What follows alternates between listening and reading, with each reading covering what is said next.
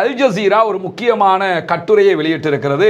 அந்த கட்டுரை அதாவது வெற்றியின் விளிம்பில் ஒரு தோல்வி அப்படின்னு சொல்லி போட்டிருக்கிறாங்க. இங்க நீங்க பார்க்கலாம், இஸ்ரேலிய பிரதமர் பெஞ்சமின் நெத்தன்யாகு தலையில கையை வச்சுக்கிட்டு இருக்கிற மாதிரி ஒரு செய்தி. இதை அல் ஜசீராவுடைய ஆங்கில தளத்தில் இந்த ஆர்டிக்கலை முழுவதுமாக பார்க்க முடியும். அதுல அல் ஜசீரா மிக முக்கியமான பல செய்திகளை சொல்லி காட்டுகிறது. அது என்னன்னு கேட்டா, இந்த யுத்த நிறுத்தத்தை பொறுத்தவரையில் யுத்த நிறுத்தத்தை இஸ்ரேல் எதிர்பார்க்கவே இல்லை. ஏன்னா அவங்களுக்கு எலெக்ஷனில் வெல்லணும்னா இந்த யுத்தத்தில் வெல்லணும். இப்படியான ஒரு சூழல் இருக்கிற போது டொனால்ட் ட்ரம்ப் அறிவிச்சிருக்கக்கூடிய இந்த 2 வார கால போர் நிறுத்தத்தை இஸ்ரேலுடைய எதிரிகளும் அதே போன்று இஸ்ரேலுடைய நாட்டுக்குள்ளே இருக்கக்கூடிய விமர்சகர்களும் எதிர்க்கட்சியினரும் கடுமையாக விமர்சித்துக் கொண்டிருக்கிறார்கள் என்கிற செய்திகளை இன்றைக்கு அல் ஜசீரா தொகுப்பாக வெளியிட்டிருக்கிறது. குறிப்பாக இஸ்ரேலுடைய பரம எதிரியாக இருக்கக்கூடிய ஈரான், இந்த கட்டுரை சொல்லக்கூடிய தகவல்களில் இஸ்ரேலுடைய பரம எதிரியாக இருக்கக்கூடிய ஈரான் இன்னும் உறுதியாகவே நிற்கிறது அப்படின்னு சொல்லியிருக்கிறாங்க. இஸ்ரேலுடைய தற்காப்பு ஏவுகணைகளுடைய கையிருப்பு குறைந்து விட்டது. ஈரான் அடிக்கிறதை இஸ்ரேலால் தடுக்க முடியாமல் இருக்குது. இஸ்ரேலுடைய பிரதமர் அரசியல் ரீதியாக மாபெரும் பின்னடைவை சந்திக்கிறார் அப்படின்னு சொல்லி இந்த கட்டுரை முழுவதுமாக தகவல் சொல்றதை நீங்க பார்க்க முடியும். ஒரு பக்கம் அமெரிக்கா என்ன சொல்றாங்க, நாங்கள் எல்லாத்தையும் அழிச்சிட்டோம்ங்கிறாங்க. அல் ஜசீரா அற்புதமாக ஈரான் இந்த யுத்தத்தில் எப்படி ஜெயிச்சிருக்குதுங்கிறது இந்த கட்டுரையில் பேசுகிற நேரத்தில் பிரதமர், அதாவது இஸ்ரேலிய பிரதமர் பெஞ்சமின் நெத்தன்யாகு அமெரிக்காவினுடைய முடிவை ஆதரிப்பதாக சொல்லி இருக்கிறாங்க. இங்கிலீஷ்ல ஒரு ஆர்டிகல் போட்டுக்கிறாங்க. இதுல என்ன கவனிக்கணும்னா, பெஞ்சமின் நெத்தன்யாகு வளமையில ஹீப்ரு மொழியில தான் அவங்களுடைய அறிக்கைகளை போடுவாங்க. இந்த யுத்த நிறுத்தத்தில் மட்டும் என்ன பண்ணுறான்னு கேட்டால் இங்கிலீஷில் போட்டு விட்றாரு. உலகத்துக்கு போடுற மாதிரி போட்டு விட்றாரு. உள்நாட்டுக்காரனுக்கு புரிஞ்சாலும் சரி புரியாட்டியும் சரிங்கிற விதமாக அந்த மாதிரி போட்டதில் அமெரிக்காவினுடைய முடிவை நாங்கள் ஆதரிக்கிறோம். ஈரான் இனி அமெரிக்க, இஸ்ரேல், ஈரானுடைய அரபு அண்டை நாடுகள் இப்படி இருக்கக்கூடிய பகுதிகளில் எங்கேயுமே தாக்குதல்களை நடத்த முடியாது.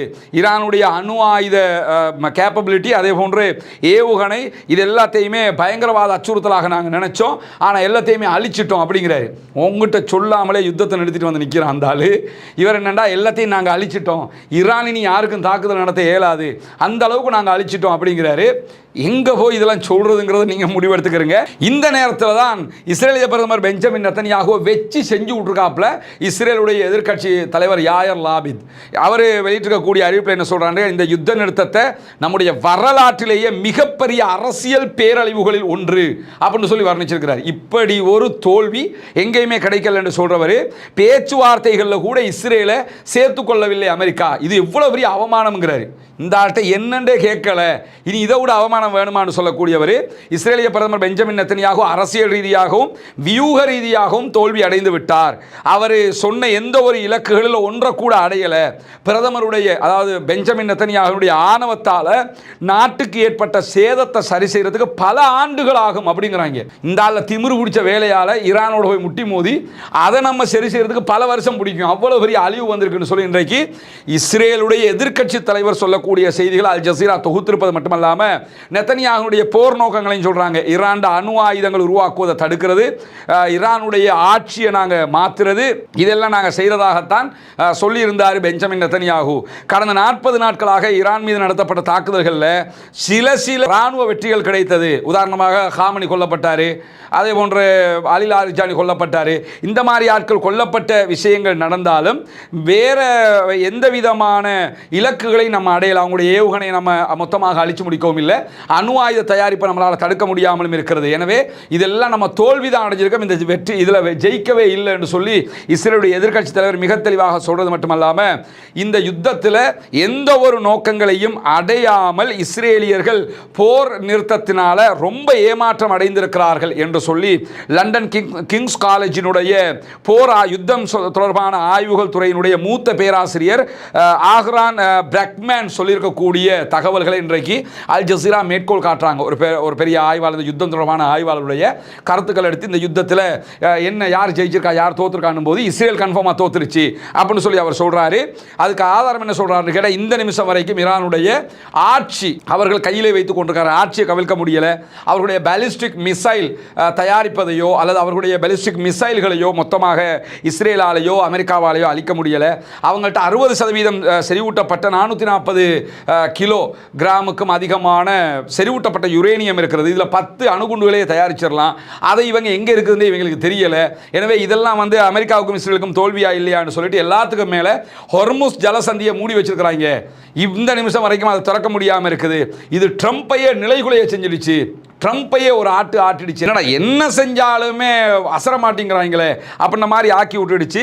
எனவே அவருக்கு ஏற்பட்ட மனத்தாக்கத்திலிருந்து மீளவே இல்லை என்று சொல்லக்கூடிய இந்த பேராசிரியர் வருங்கால வரலாற்று ஆசிரியர்கள் ஈரானுடைய இந்த யுத்தத்தின் முடிவை இந்த யுத்தத்தினுடைய திருப்பு முனையாக கருதுவார்கள் அப்படிங்கிறாரு.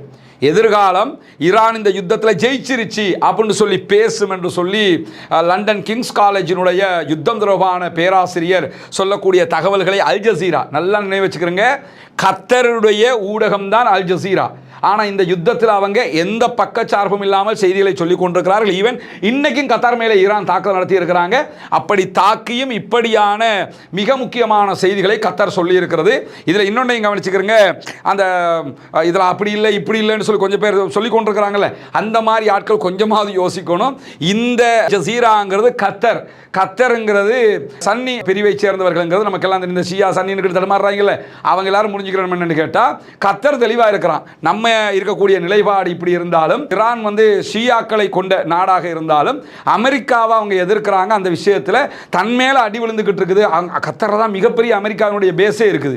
அவ்வளவு அடி விழுந்தும் அல் ஜசீரா இந்த செய்தியை சொல்லி இருக்கிறது என்பதை புரிந்து கொள்ளுங்கள். இவ்வளவு நாளாக அவங்க அந்த செய்தியில் சொல்கிறாங்க. அதைத்தான் நம்மளே உங்கள்கிட்ட எடுத்து சொல்லிக் கொண்டிருக்கிறோம். அந்த அடிப்படையில் அல் ஜசீராவினுடைய இந்த கட்டுரையில் கடைசியாக ஒரு வியூக தவறா என்று சொல்லி ஒரு தலைப்பிட்டு என்ன சொல்கிறாங்கன்னு கேட்டால், ஈரான் கொண்ட வெற்றிகளில் முக்கியமானது ஈரானுடைய அரசாங்கம் தப்பிச்சுக்கிட்டது. அரசாங்கத்தில் சதாம் ஹுசேன் கவர்மெண்ட்டை மொத்தமாக அழிச்சாங்க, ஆப்கானிஸ்தானில் அழிச்சாங்க, ஈரானில் அழிக்க முடியாமல் போயிடுச்சு. ரெண்டாவது ஹொர்முஸ் ஜலசந்தியை மூடுவதற்கு அவர்கள் எடுத்த தீர்மானம், இதெல்லாம் பெரிய வெற்றியாக மாறிடுச்சு ஈரானுக்குன்னு சொல்லிட்டு இந்த தற்போது நடக்கிற பேச்சுவார்த்தைகளில் இந்த ஹொர்முஸ் ஜலசந்தியை சர்வதேச கப்பல் போக்குவரத்துக்கான பாதுகாப்பான பாதை என்பதை முடிவெடுக்கக்கூடிய இடத்துல ஈரான் தான் இருக்கிறாங்க. இதில் வருமானம் எல்லாம் ஈரானுக்கும் ஓமானுக்கும் தான் இனி போக போகுது. எனவே இந்த இடத்துல ஈரான் ஜெயித்திருக்கிறது என்று சொல்லி மிக தெளிவாக இந்த கட்டுரையில் அல் ஜசீரா தொகுத்திருப்பதை நாம் பார்க்க முடியும். எனவே ஈரான் அப்படி ஆயிடுச்சு இப்படி ஆயிடுச்சு என்றெல்லாம் நினைச்சிங்கன்னு சொல்லி சொன்னால் அதெல்லாம் நடக்கல. மிக தெளிவாக அமெரிக்கா எந்த ஒரு இலக்கையும் அடையாமல் தோல்வியின் விளிம்பில் போய் நின்று விட்டார்கள். இஸ்ரேல் தோல்வியின் விளிம்பில் போய் நின்றிருக்கிறது என்பதை பார்க்க முடியும். ரமலானுடைய மாதத்தில் நம்ம உங்களிடத்தில் மீண்டும் மீண்டும் வேண்டிக் கொண்டு வந்ததுதான் உங்களுடைய ஜகாத் மற்றும் சதகா நிதிகளை இலங்கையினுடைய கிழக்கு பகுதிகள் பொத்துவில் செய்து வரக்கூடிய இஸ்லாத்தை ஏற்றுக்கொண்ட சகோதர சகோதரிகளுக்கான வீடு கட்டும் கட்டுமான பணிகளுக்கு தந்து உதவுங்கள் என்று சொல்லி. ஏன்னா ஜகாத்தை பெறக்கூடிய தகுதி படைத்த 8 கூட்டத்தாரில் இந்த இஸ்லாத்தை ஏற்றுக்கொண்ட சகோதரர்களும் அடங்குகிறார்கள். அவர்கள் ஏழைகள் என்கிற காரணத்தினால அவர்கள் மிஸ்கீன்கள் அதே போன்று ஃபக்கீர்கள் பட்டியலையும் வருவாங்க. மொத்தத்தில் ஜகாத் பெறக்கூடிய 8 கூட்டத்தில் 3 கூட்டத்தினுடைய நன்மைகள் அவர்களுக்கு கொடுக்கக்கூடிய உதவிகளால் நமக்கு கிடைத்துவிடும் என்கிற செய்திகளை உங்களுக்கு நம்ம தொடர்ந்து சொல்லிக் கொண்டு வந்தோம். அங்குள்ள காட்சிகளையும் நம்ம காட்டியிருந்தோம். ஏற்கனவே 5 வீடுகளை நம்ம கட்டி கையளிச்சிருக்கிறோம். அந்த காட்சிகள் எல்லாம் தொடர்ந்து நீங்கள் பார்த்து வருகிறீர்கள். அதை தாண்டி இன்னும் 9 வீடுகள் கட்ட வேண்டிய தேவை இருக்கிறது. மொத்தம் 14 வீடுகள் என்கிற தகவல்களை உங்களுக்கு நம்ம சொல்லி வந்தோம். அதற்கான உதவிகளை நீங்கள் தொடர்ந்து வழங்கி வருகிறீர்கள். உங்களுடைய ஜக்காத்து தான தர்மங்களை தந்து வருகிறீர்கள். அந்த அடிப்படையில் தற்போது நம்ம 6வது வீட்டை கட்டுகிற பணியை ஆரம்பித்திருக்கிறோம். அதனுடைய காட்சிகளை தான் நீங்கள் முன்னாடி பார்க்குறீங்க.